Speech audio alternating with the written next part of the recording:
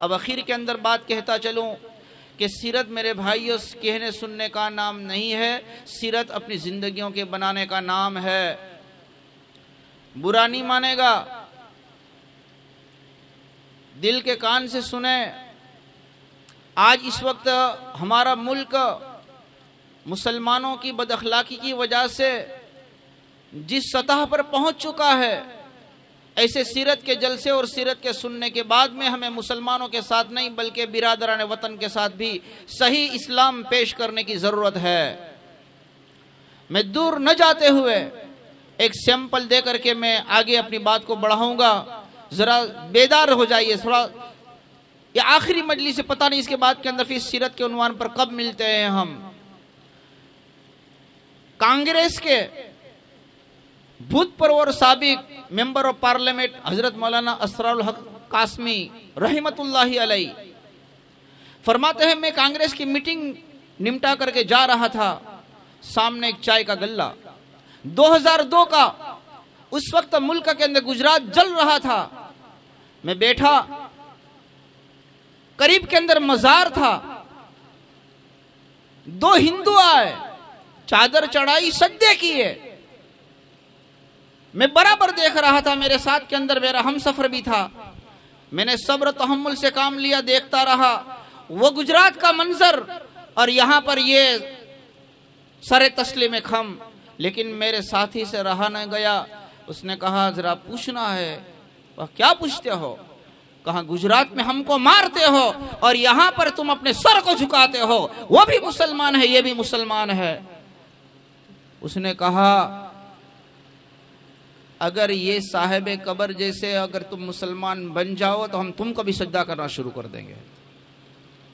اسلام قرآن میں رہ گیا اور مسلمان قبرستان میں چلے گئے۔ آج ہم کس کو سیمپل اور نمونہ بتاوے؟ لقد کان لکم فی رسول اللہ اسوۃ حسنہ، کہ یہ سیمپل ہے۔ بقول مولانا سجاد نعمانی اپنی سیرت اور اپنا اخلاق کو بناؤ، یہ چھٹائی کا وقت آ رہا ہے میرے دوستو۔ ایمان مٹھی پر لینا کوئی آسان بات نہیں ہے۔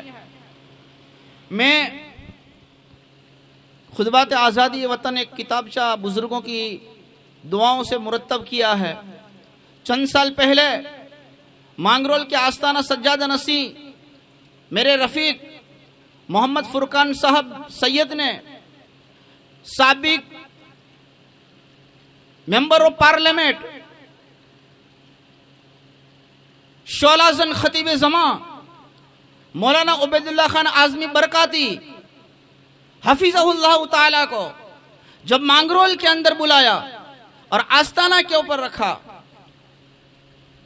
جب مجھے میسیج ملے میں دوڑا وہاں پہنچا، پترکار یونس بخشاش ہاتھ میں تھے، دھورا جی سے علوی صاحب بھی تھے، دھانگدرا کے مہمان تھے، کنڈلا کے بھی مہمان تھے۔ فرقان صاحب اپنی مسند سے کھڑے ہو کر کے مصافحہ کر کے تعارف کروایا، 2-4 سلام علیک سلیک ہونے کے بعد میں اپنی خطبات آزادی وطن میں نے ان کے سامنے پیش کی۔ حضرت میں نے آپ کے خطبات آزمے سے تھوڑی چوری کی ہے اور میں نے ان کی گود میں کتاب رکھ دی، صفحے الٹے اور فرمایا کہ اس کے اندر میرا نام ہے۔ میں نے کہا ہاں اسی لیے تو میں نے آپ کے خطبے کو لیا ہے، میری طرف دیکھے اور پھر اپنے مشن کی طرف اشارہ کرتے ہوئے کچھ سجادہ نشین نے میرا تعارف کرایا۔ ایسے نرم لہجے کے اندر اس وقت مولانا عبید اللہ خان اعظمی نے فرمایا مولوی صاحب یہ زمانہ جو ہے فرقوں کے بٹنے کا نہیں ہے، یہ ہے قریب آنے کا زمانہ ہے، یہ کام کرو امت جو ہے آپ کو قبول کر لے گی انشاءاللہ، یہ کام کرنے کے ہیں۔ اس وقت میں نے اسی خطبات آزادی وطن کے اندر فرمایا مولانا آپ نے یہ قصہ لکھا ہے، سکنتلا چندن دیوی کا قصہ، بنارس کا قصہ ہے۔ کیا قصہ ہے؟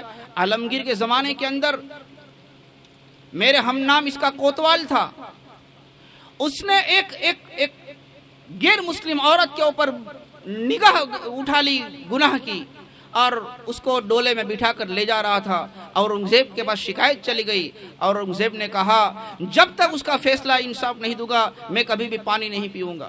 اس کے بعد میں چلتے رہے، بہت لمبا قصہ مولانا نے عبید اللہ خان اعظمی نے لکھا ہے اورنگزیب کے انصاف کا۔ اس کے بعد میں رفتہ رفتہ جس وقت یہ ہوا، ہاتھی کے ایک پاؤں کے اندر اس کے ایک پاؤں کو باندھا، دوسرے پاؤں میں دوسرے پاؤں کو باندھا، اور ایک ہاتھی کو ادھر چلایا، دوسرے ہاتھی کو ادھر چلایا۔ میں ہندوستان کی اس گنگا جمنی تہذیب اور آپس میں مساوات کی بات کر رہا ہوں۔ مولانا عبید اللہ خان اعظمی نے اس قصے میں آخر کے اندر لکھا ہے، جس وقت یہ انصاف دیا، وہ لڑکی اپنے ڈولے سے نکل کر کے حضرت کو اورنگزیب عالمگیر کو سجدہ کرنے لگی۔ کہا بیٹی، اللہ کے علاوہ کسی کے لیے سجدہ جائز نہیں ہے، جاؤ تم اپنے گھر پر آرام سے رہو۔ اور رام لال جو اس کا باپ تھا وہ بھی اپنے تاثرات پیش کرنے لگا۔ کہا تیرا گھر کہاں ہے رام لال؟ کہا میرا گھر یہاں پر ہے۔ اورنگزیب اس کے گھر پر گئے، بیٹی کو کہا پانی لا۔ فرمایا کہ کیوں ابا جی؟ پتا جی، بادشاہ کو پتا کہہ رہی ہے۔ کہا پانی کیوں مار؟ کہا اتنے دن ہو گئے، میں نے قسم کھائی تھی کہ میں پیوں گا نہیں، میرا روزہ تھا، آج میں نے اتنے دن کے بعد میں نے روزہ کھولا ہے۔ اور پھر شکریہ کا عالمگیر نے 2 رکعت وہاں نماز پڑھی رام لال کی اس چبوترے کے اوپر۔ وہاں سب کے سب غیر مسلم ہندو تھے۔ اتنا ان لوگوں کو لطف آ گیا کہ اس وقت سب نے مل کر کے اسی جگہ کے اوپر مسجد بنائی۔ فرماتے ہیں مولانا آج بھی بنارس کی سب سے بڑی مسجد اس رام لال کے چبوترے کے اوپر ہے۔ یہ ہے قبروں کی، بازاروں کی حفاظت کرنے والے۔ اس وقت ہمارے سوراشٹر کاٹھیاواڑ کے اندر یہ کیا ہو رہا ہے؟ ہر جگہ کے اوپر کیا؟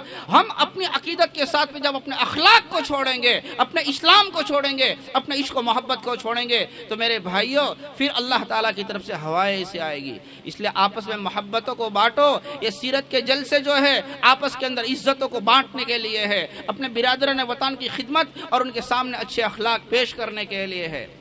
میں دور نہ جاتے ہوئے مجھے یاد پڑتا ہے حضرت علامہ سجاد صاحب نعمانی حفظہ اللہ تعالیٰ کو مانگرول ہم نے بلایا تھا۔ اس وقت میں ڈاکٹر جوشی ہمارے سامنے تھے۔ میں دوائی لینے کے لیے گیا تو ان کا کمپاؤنڈر کہہ رہا ہے ان کو، سر ان کو جانتے ہو، یہ کون آیا ہے؟ میری طرف اشارہ کیا۔ ڈاکٹر جوشی نے کہا کہ نہیں جانتا۔ فرمایا وہ فلانے اناؤنسر ہے جو مولانا سجاد نعمانی کے وہاں پر اس وقت ہمارے سوامی نارائن کے وہاں سے بھی تشریف لائے تھے، گرنار کے بھی منت آئے تھے، پورے کاٹھیاواڑ سے بڑے بڑے سادھو سنت آئے تھے، آنکھوں سے آنسو جار ہوئی تھے مولانا نے جو کچھ اس وقت کے اندر تقریر کی تھی۔ اس وقت ڈاکٹر جوشی نے جو مجھے کہا اس وقت نہیں کہنا ہے، لیکن اس وقت میں نے اس اسٹیج پر کہا تھا کہ اگر اجمیر شریف کے پاس کے اندر سے اگر کوئی ٹرین گزرتی ہے اور اگر کوئی بغیر ٹکٹ کے وہاں ملتا ہے، بابو جو ہوتا ہے، ٹی ہوتا ہے، وہ ظلم زیادتی نہیں کرتا، کہتا ہے خواجہ صاحب کی اجمیر شریف جانے دو، اس کے بعد میں تیرا نمبر لیتا ہوں۔ یہ اتنا ادب آج بھی مسافر اور جو ہے بڑے بڑے ہندو کرتے ہیں، غیر مسلم کرتے ہیں۔ یہ کیا وجہ ہے؟ میرے بھائیوں، اگر ہمارے اخلاق ایسے اللہ والوں جیسے بن جاوے، قرآن و سنت جیسے بن جاوے، رسول اللہ جیسے بن جاوے، تو آج بھی وہ ہماری قدر کرنے والے ہوتے ہیں۔ اس لیے ہمیں چاہیے کہ اسلام کی تعلیمات کو ہم بہت ادب کے ساتھ کہتے ہیں۔ ہماری مسجدوں میں کیا ہوتا ہے، ہمارے قرآن میں کیا ہے، ہمارے اسلام کی تعلیمات کیا ہے۔ حضرت والا نے کل کے مجلس کے اندر پورا اس کو کھول کر نقل فرمایا تھا، وَمَا أَرْسَلْنَاكَ إِلَّا رَحْمَةً لِلْعَالَمِينَ۔ پورے عالم کے اندر پیارے آقا جناب محمد رسول اللہ صلی اللہ علیہ وسلم کا صدقہ ہے۔